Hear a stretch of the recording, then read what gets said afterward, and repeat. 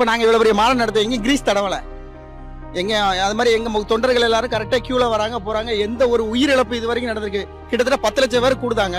ஒரு சின்ன உயிரிழப்போ ஒரு அசம்பாவிதமோ எதுவுமே நடக்கல. அப்ப தற்கொலைன்னு அவங்கள சொல்லாம நாங்க எப்படி சொல்லுவோம்?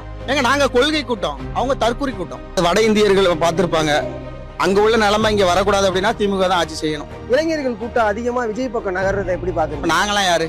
நாங்களும் இளைஞர்கள் தானே. அது அவங்க அவங்க பரவலான பேச்சா இருக்கு. அது அவங்கள சொல்லிக்கிறாங்க. இங்கேயும் நிறைய இளைஞர்கள் இருக்காங்க. இளைஞரணி மாநாடு, மண்டல மாநாடு நடத்துறோம். அவங்களால நடத்த முடியுமா? நாங்க மண்டலத்துக்கே ஒவ்வொரு இளைஞர்களை கூப்பிட்டு கிட்டத்தட்ட 1.5 லட்சம் பேரை கூப்பிட்டு ஒவ்வொரு மண்டலத்துக்கும் மாநாடு நடத்துறாங்க திமுக.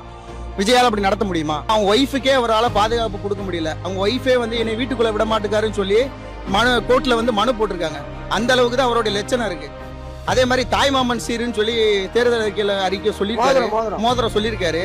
பெத்த பிள்ளையே பார்க்க வக்கில்ல அவருக்கு. அது தாய்மாமன் சீர் வேற சொல்லியிருக்காரு.